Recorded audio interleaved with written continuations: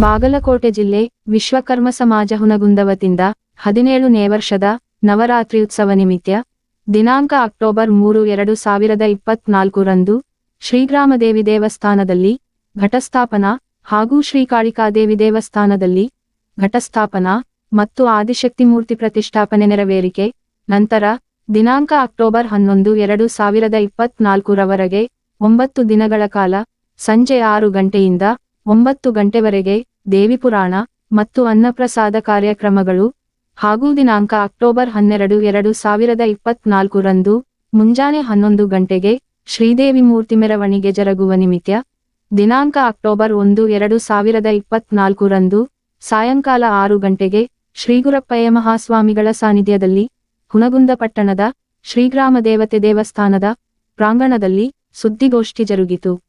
ಈ ಒಂದು ಸುದ್ದಿಗೋಷ್ಠಿಯಲ್ಲಿ ಶ್ರೀಗಳು ಹಾಗೂ ಸಮಾಜದ ಯುವ ಮುಖಂಡರಾದ ರಾಜು ಬಡಿಗೇರರು ಮಾತನಾಡಿ ಈ ಒಂದು ನವರಾತ್ರಿ ಉತ್ಸವದ ಧಾರ್ಮಿಕ ಪ್ರಕ್ರಿಯೆಗಳ ಬಗ್ಗೆ ಪ್ರಸ್ತಾಪಿಸುತ್ತಾ ಸಮಸ್ತ ಸದಭಕ್ತರು ಪಾಲ್ಗೊಂಡು ದೇವಿಯರ ಕೃಪೆಗೆ ಪಾತ್ರರಾಗಿ ನಿಮ್ಮ ಜೀವನವನ್ನು ಪಾವನಗೊಳಿಸಿಕೊಳ್ಳಬೇಕೆಂದು ಭಕ್ತಾದಿಗಳಲ್ಲಿ ಮನವಿ ಮಾಡುತ್ತಾ ಶುಭ ಹಾರೈಸಿದರು. ನಂತರ ಈ ಉತ್ಸವದ ಬಗ್ಗೆ ಮಾಧ್ಯಮ ಪ್ರತಿನಿಧಿಗಳು ಕೇಳಲಾದ ಪ್ರಶ್ನೆಗಳಿಗೆ ಉತ್ತರಿಸಿದರು. ಈ ಒಂದು ಸುದ್ದಿಗೋಷ್ಠಿಯಲ್ಲಿ ಸಮಾಜದ ಗುರು ಹಿರಿಯರಾದ ನಾಗಪ್ಪ ಪತ್ತಾರ, ಶಿರಸಪ್ಪ ಬಡಿಗೇರ, ಅಶೋಕ ದೊಡ್ಡ ಪತ್ತಾರ, ಯಚ್ಚರಪ್ಪ ಪತ್ತಾರ, ವಿರೂಪಾಕ್ಷಪ್ಪ ಬಡಿಗೇರ, ನಟರಾಜ ಬಡಿಗೇರ, ಯುವ ಮುಖಂಡರಾದ ರಾಘವೇಂದ್ರ ಪತ್ತಾರ, ಶ್ರೀಧರ ಪತ್ತಾರ, ಸಂತೋಷ ಬಡಿಗೇರರು ಉಪಸ್ಥಿತರಿದ್ದರು. ಲೋಕನಾಯಕ ನ್ಯೂಸ್ ಬ್ಯೂರೋ ರಿಪೋರ್ಟ್ ಹುನಗುಂದ. ಒಂದೊಂದು ರೂಪವಾಗಿ 9 ದಿವಸಗಳ ಕಾಲ ಆ ದೇವಿ ಕಂಗೊಳಿಸ್ತಾಳೆ. ಆ ದೇವಿಯನ್ನ ಮನಸ್ಸಿನಿಂದ ಯಾರು ಉಪಾಸನೆಯನ್ನು ಮಾಡ್ತಾರೋ, ಯಾರು ಆರಾಧನೆಯನ್ನು ಮಾಡ್ತಾರೋ ಆ ದೇವಿಯ ಕೃಪೆಯಿಂದ ಆ ಜಗತ್ತಿಗೆ ಸನ್ಮಂಗಲ ಉಂಟಾಗುತ್ತೆ ಅಂತ ಹೇಳಿ ಈ ನವರಾತ್ರಿ ಉತ್ಸವವನ್ನು ಹಿಂದಿನಿಂದ ಹಿರಿಯರು ಆಚರಿಸಿಕೊಂಡು ಬಂದಿರ್ತಾರೆ. ಪ್ರತಿ ವರ್ಷದಂತೆ 17ನೇ ವರ್ಷದ ಈ ಶರನ್ನವರಾತ್ರಿ ಉತ್ಸವವು ಎಲ್ಲರಿಗೂ ಒಳ್ಳೆಯದನ್ನು ಮಾಡಲಿ, ಎಲ್ಲರಿಗೂ ಆ ದೇವಿಯ ಕೃಪೆಯಿಂದ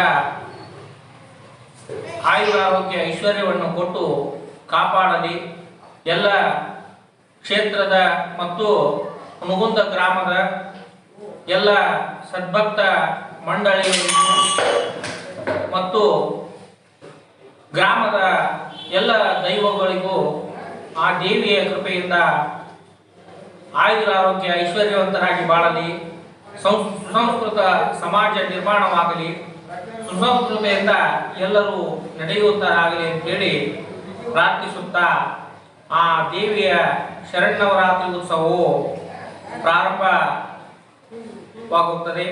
ಒಳ್ಳೆಯದಾಗಲಿ, ಶುಭವಾಗಲಿ. ಉದ್ದೇಶ ಧಾರ್ಮಿಕವಾಗಿದ್ದರೂ ನಮ್ಮ ದೇವಸ್ಥಾನದ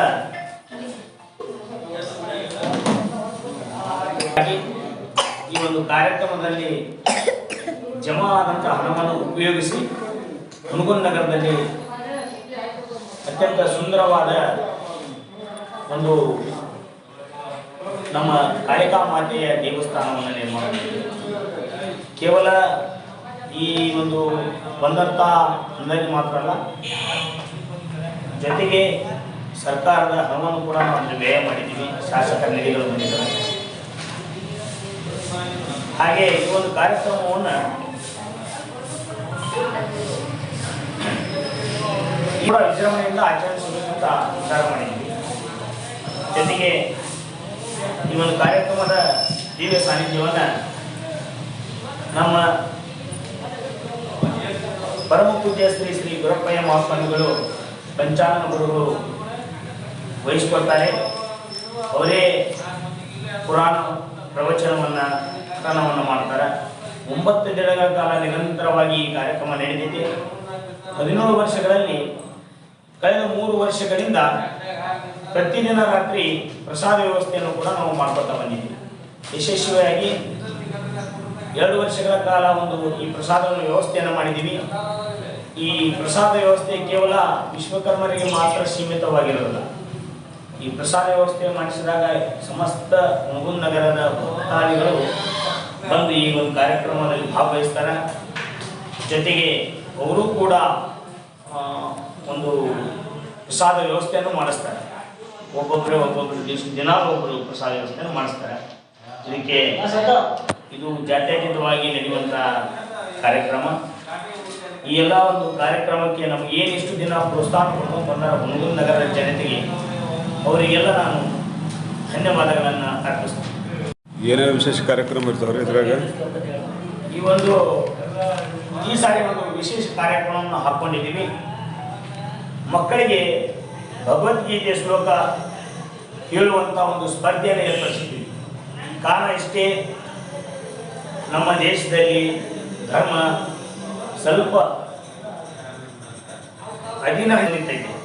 ಅದಕ್ಕೆ ಭಗವದ್ಗೀತೆಯನ್ನು ನಮ್ಮ ಮಕ್ಕಳಿಗೆ ನಾವು ಪಠಣ ಮಾಡಿಸೋದ್ರಿಂದ, ಅದರ ಬಗ್ಗೆ ತಿಳುವಳಿಕೆ ಕೊಡೋದ್ರಿಂದ ಸಮಾಜದಲ್ಲಿ ಅಹಿತಕರ ಘಟನೆಗಳು ಕಡಿಮೆ ಆಗ್ತಾವೆ ಅಂತ ನನ್ನ ಅಭಿಪ್ರಾಯ. ಅದಕ್ಕೆ ನಾವು ಮಕ್ಕಳಿಗೆ ಭಗವದ್ಗೀತೆಯ ಸ್ಪರ್ಧೆಯನ್ನು ಏರ್ಪಡಿಸಿದ್ದೀವಿ. ಈ ಒಂದು ಸ್ಪರ್ಧೆಯಲ್ಲಿ ನಮ್ಮ ನಗರದ ಎಲ್ಲ ಸಮುದಾಯದ ಜನರು ತಮ್ಮ ಮಕ್ಕಳಿಗೆ ಭಗವದ್ಗೀತೆಯ ಪಠಣ 9 ದಿನಗಳ ಕಾಲ ಐತಿ. ನಮ್ಗೆ ಇನ್ನೂ ಕಾಲಾವಕಾಶ ಇರೋದ್ರಿಂದ ವಯಸ್ಸಿನ ಮಿತಿ 6 ರಿಂದ 14 ವರ್ಷ.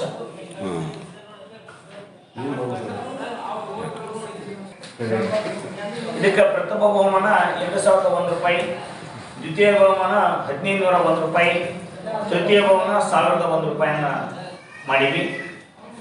ಹಾಗೆ ಈ ಒಂದು ಸ್ಪರ್ಧೆಯಲ್ಲಿ ಎಲ್ಲ ಸಮುದಾಯದ ಮಕ್ಕಳು ಭಗವದ್ಗೀತೆಯಲ್ಲಿ ಗೀತೆಯನ್ನು ಇರುವಂತಹ ಶ್ಲೋಕಗಳನ್ನು ಪಠಣ ಮಾಡಿ ಹೆಚ್ಚಿನ ಶ್ಲೋಕಗಳನ್ನು ಯಾರು ಹೇಳ್ತಾರ ಆ ಮಕ್ಕಳಿಗೆ ನಾವು ಬಹುಮಾನವನ್ನು ಕೊಡ್ತೀವಿ.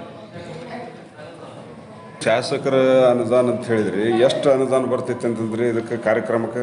ಈ ಕಾರ್ಯಕ್ರಮ ಶಾಸಕರ ಅನುದಾನದಿಂದ ಆಗಿಲ್ಲ, ದೇವಸ್ಥಾನಕ್ಕೆ ಎಷ್ಟು ಕೊಟ್ರೆ? ಕಳೆದ ಸಾರಿ 3 ಲಕ್ಷ ರೂಪಾಯಿ ಕೊಟ್ಟಿದ್ರು. ಅದರಲ್ಲಿ ನಾವು ದೇವಸ್ಥಾನ ನಿರ್ಮಾಣ ಉತ್ಸವ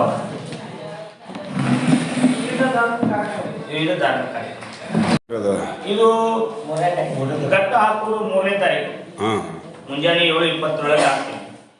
7:20